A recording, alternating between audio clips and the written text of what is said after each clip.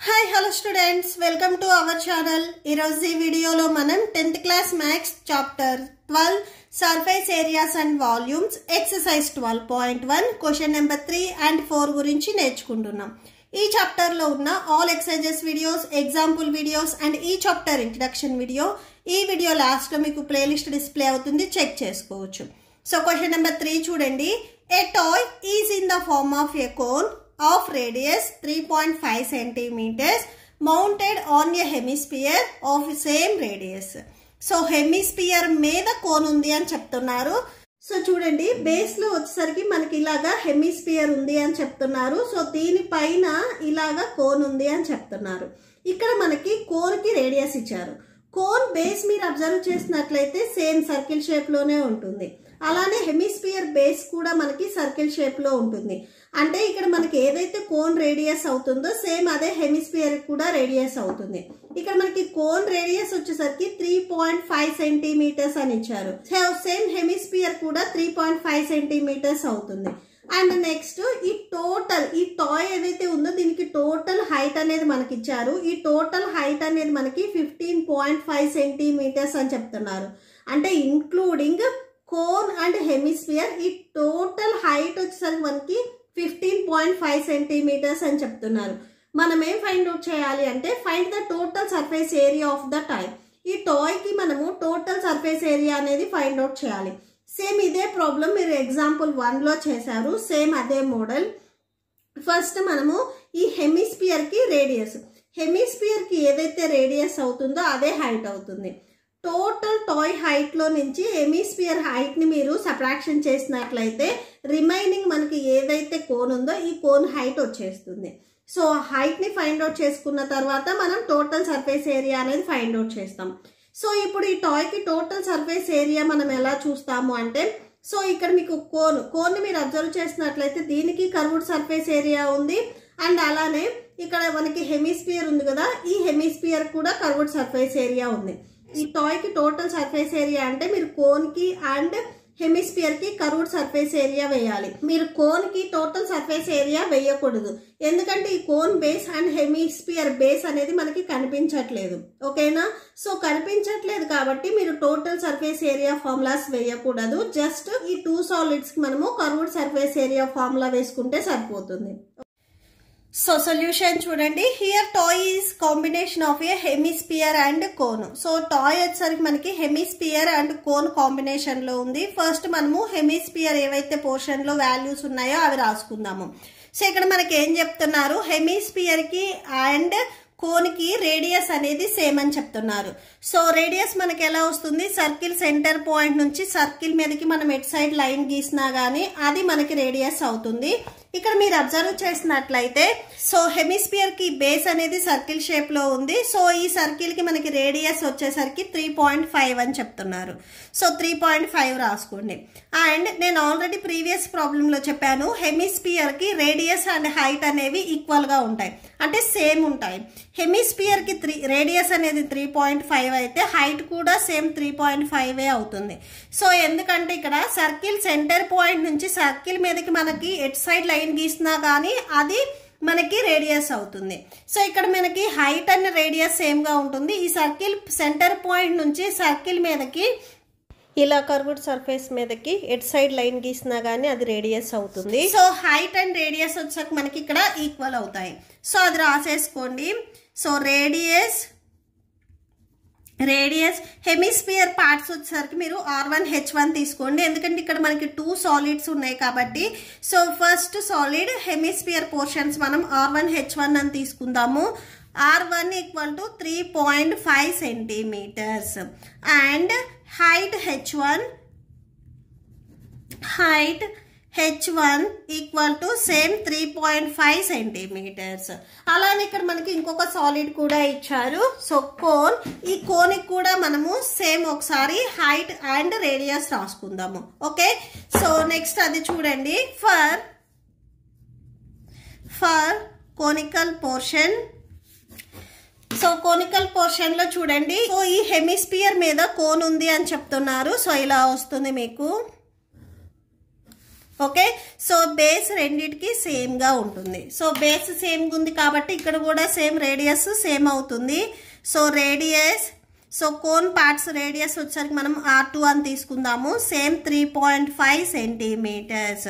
And next దీనికి height చూస్తున్నాం మనం. హైట్, సో ఈ కోన్కి హైట్ ఎలా వస్తుంది అనేది చూడండి. ఈ టోటల్ టాయ్ హైట్లో నుంచి రేడియస్ హైట్ని మీరు సబ్ట్రాక్షన్ చేస్తే రిమైనింగ్ కోన్ హైట్ అనేది మనకు వచ్చేస్తుంది. Okay, so total toy height మనకు ఆల్రెడీ గివెన్ క్వశ్చన్లో ఇచ్చారు. Total toy height minus, so మనకి డౌన్లో వచ్చేసరికి హెమిస్పియర్ ఉంది కదా, సో హెమిస్పియర్ హైట్ని మనము సబ్ట్రాక్షన్ చేస్తున్నాము. Minus hemisphere height. Total toy height మనకి గివెన్ క్వశ్చన్లో 15.5 సెంటీమీటర్స్ ఇచ్చారు. ఓకే, సో ఈ టోటల్ టాయ్ హైట్ వచ్చేసరికి మనకి 15.5 సెంటీమీటర్స్. సో ఇది సబ్ట్రాక్షన్ చేస్తే రిమైనింగ్ హైట్ అనేది మనకు వచ్చేస్తుంది. Okay, so minus hemisphere height వచ్చేసరికి మనము 3.5 తీసుకున్నాము. సో 3.5 సబ్ట్రాక్షన్ చేస్తే 12 సెంటీమీటర్స్ వస్తుంది. H2 ఈక్వల్ టు 12 సెంటీమీటర్స్ అవుతుంది. ఓకే, సో నెక్స్ట్ మనము ఈ కోన్ కి curved surface area find out చేయాలి అంటే ఫార్ములా ఒకసారి చూడండి. సో కోన్ కి curved surface area find out చేయాలి అంటే ఫార్ములా πr/l. సో మనకి r వాల్యూ తెలుసు, l వాల్యూ తెలియదు. ఇప్పుడు మనం l వాల్యూను కూడా ఫైండ్ అవుట్ చేసిన తర్వాత ఫైనల్ ఫార్ములా అనేది రాసుకుందాము. ఓకే, సో ఫస్ట్ మనము వాల్యూస్ అన్ని ఫైండ్ అవుట్ చేసుకున్న తర్వాత ఫార్ములాలో సబ్స్టిట్యూట్ చేయాలి. సో ఇప్పుడు మనము ఎల్ మీన్స్ స్లాంట్ హైట్ అనేది మనం ఫైండ్ అవుట్ చేస్తున్నాము. సో స్లాంట్ హైట్, సో మనకి ఎప్పుడైనా కానీ కోన్కి 2 హైట్స్ ఉంటాయి. వన్ ఈజ్ నార్మల్ హైట్, ఇంకొకటి వచ్చేసరికి స్లాంట్ హైట్. స్లాంట్ హైట్ అంటే ఈ ఏటవాలు ఎత్తు. ఓకే, సో ఈ సైడ్స్ ఏదైతే హైట్ ఉందో దీన్ని మనము స్లాంట్ హైట్ అంటాము. So slant height formula L² equal to H² plus R². Okay, so L equal to ఈ స్క్వేర్ని మీరు ట్రాన్స్పోజ్ చేసుకుంటే రూట్లోకి వెళ్తుంది. So H² plus R². L equal to H value, so ఇక్కడే మనము H2 రాసుకున్నాం చూడండి. సో ఇక్కడ వీటి వాల్యూస్ మొత్తం 2 అని రాసుకున్నాం కాబట్టి సో L2 H2 అలా రాసేసుకోవచ్చు, no problem. Okay, so L equal to H2 value చూడండి. H2 వాల్యూ మనం ఫైండ్ అవుట్ చేస్తే 12 వచ్చింది. సో 12 స్క్వేర్ ఉంది కదా, స్క్వేర్ ని సబ్స్టిట్యూట్ చేయండి. Next R2 value 3.5, so 3.5 whole square. So that equal to 12 square value 144 అవుతుంది. సో 3.5 స్క్వేర్ వాల్యూ 12.5 అవుతుంది. నెక్స్ట్ ఈ 2 వాల్యూస్ని మీరు యాడ్ చేయండి, 156.25 వచ్చేస్తుంది. ఈ వాల్యూని మనం రూట్లో నుంచి బయటికి రాసుకోవాలి అంటే 12.5గా రాసుకోవచ్చు. 12.5 ఇంటూ 12.5 మీరు రాసుకుంటే సేమ్ ఇదే వాల్యూ వస్తుంది. అప్పుడు స్క్వేర్ అండ్ రూట్ క్యాన్సిల్ అయిపోయి ఈ వాల్యూ వస్తుంది. So L equal to 12.5. ఈ మల్టిప్లికేషన్ మొత్తం నేను ఇక్కడ రాస్తున్నాను. ఓకే, సో మల్టిప్లికేషన్స్ మీకు ఇక్కడ ఉన్నాయి, ఒకసారి చెక్ చేసుకోండి. నెక్స్ట్ ఇప్పుడు మనము టాయ్కి total surface area find out చేస్తున్నాము. Now total surface area, total surface area of toy equal to, so total surface area అంటే కోన్కి మనకి కర్వ్డ్ సర్ఫేస్ ఏరియా, అలానే హెమిస్పియర్కి కర్వ్డ్ సర్ఫేస్ ఏరియా. ఎందుకంటే టాయ్ అనేది మనకి ఇలా ఉంది కాబట్టి. So curved surface area of cone plus curved surface area of hemisphere. Okay, so కోన్కి curved surface area find out చేయాలి అంటే formula πr/l. Next హెమిస్పియర్కి curved surface area find out చేయాలి అంటే ఫార్ములా 2πr². ఓకే, సో మనము ఇక్కడ given క్వశ్చన్లో స్టార్టింగ్లో కోన్కి related ఏవైతే వాల్యూస్ ఉన్నాయో ఇవి R2 H2 తీసుకున్నాం కాబట్టి సో R2 అని రాసుకోండి, ఇది R1 అవుతుంది. That equal to pi value 22/7 into R2 value మనం ఇక్కడ రాసుకున్నాం చూడండి 3.5.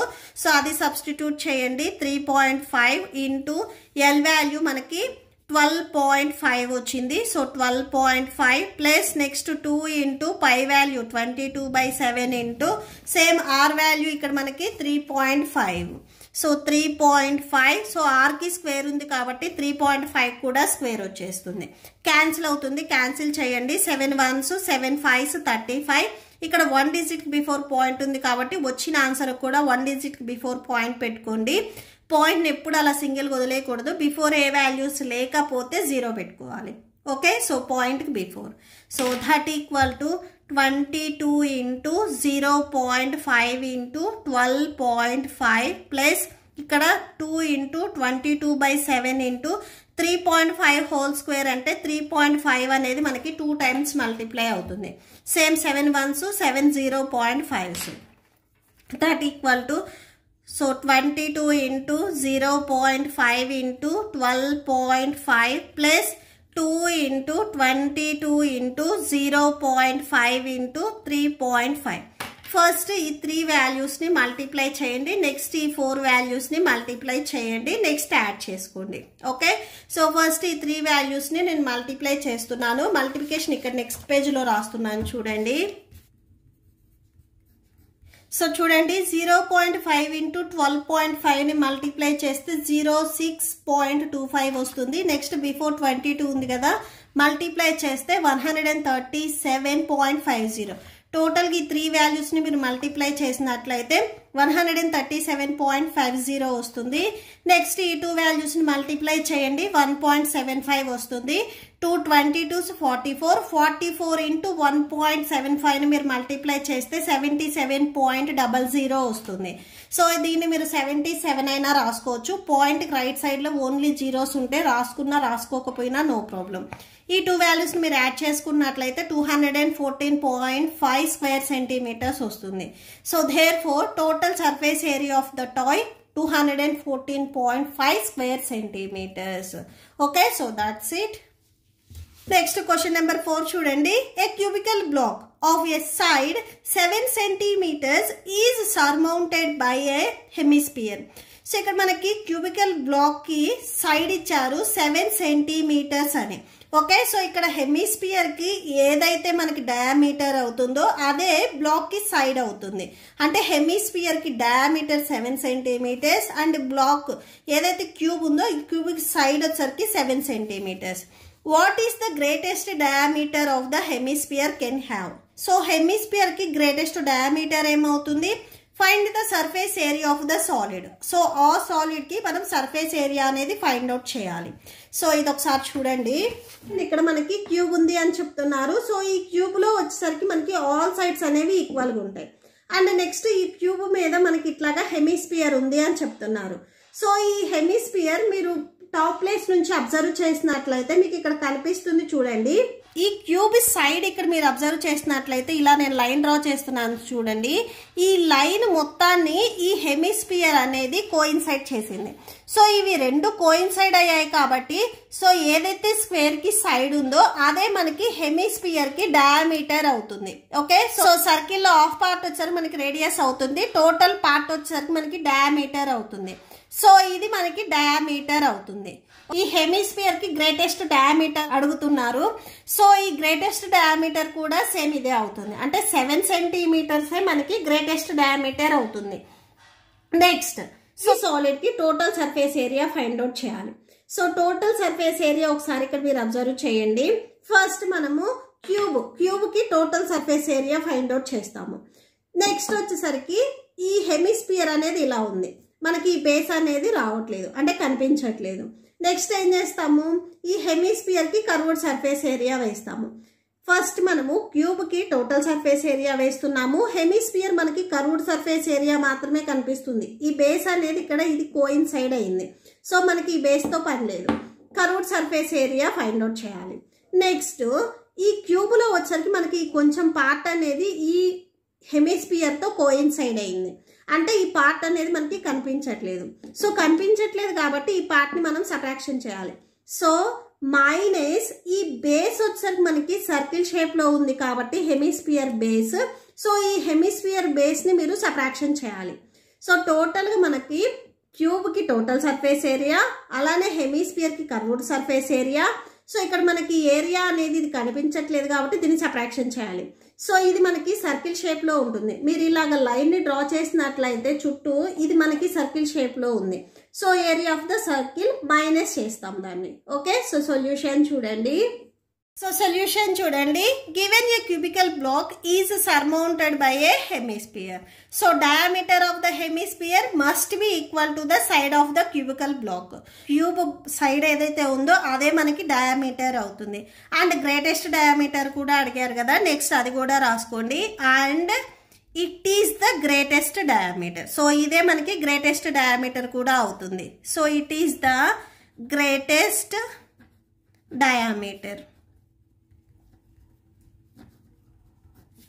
diameter of hemisphere.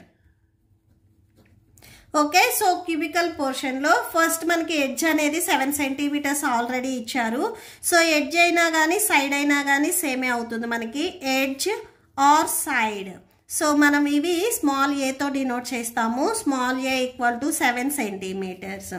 And next hemisphere portion రాసుకుందాము. సో ఇది మనకి డయామీటర్ అండ్ సైడ్ రెండు ఈక్వల్ కాబట్టి diameter small d equal to 7 centimeters. Next radius రాసుకుందాము. Radius small r equal to diameter ని బై 2 చేస్తే మనకి రేడియస్ వస్తుంది, అంటే 7/2 సెంటీమీటర్స్. ఓకే, సో నెక్స్ట్ మనము ఈ సాలిడ్ కి సర్ఫేస్ ఏరియా అనేది ఫైండ్ అవుట్ చేస్తున్నాము. Now surface area of solid that equal to total surface area of cube. So cube ki total surface area plus curved surface area of hemisphere ki curved surface area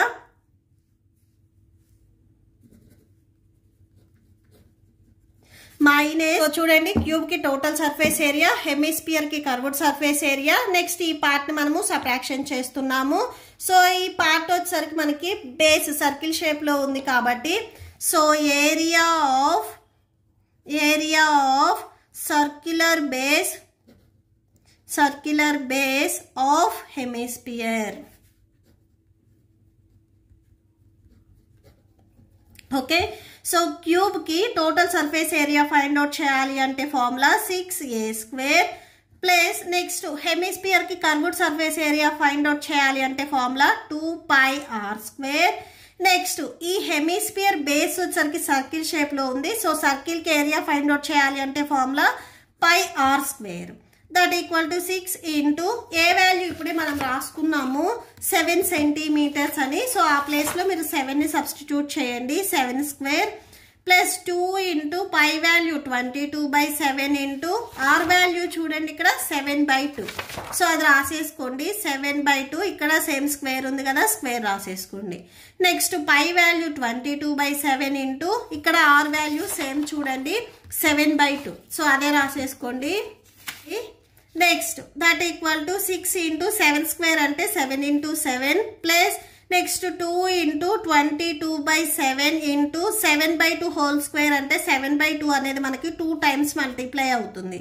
next 22/7 into r² అంటే so 7/2 కూడా మనకి square వస్తుంది. ఈ square ని కూడా ఇక్కడ split చేయండి. Okay, cancel అవుతాయి, క్యాన్సిల్ చేయండి. 7 1s 7 1s cancel, 2 1s 2 1s cancel, 7 1s 7 1s cancel, 2 1s 2 11s cancel అవుతుంది. So that equal to 7 7s 49, 49 6 294 వస్తుంది.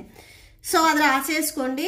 నెక్స్ట్ ఇక్కడ సేమ్ చూడండి 2 1s 2 11s 22, 11 7s 77 వస్తుంది.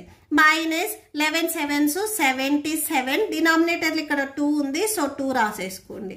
Okay, so that equal to ఈ 2 values ని మీరు యాడ్ చేయండి 371 వస్తుంది.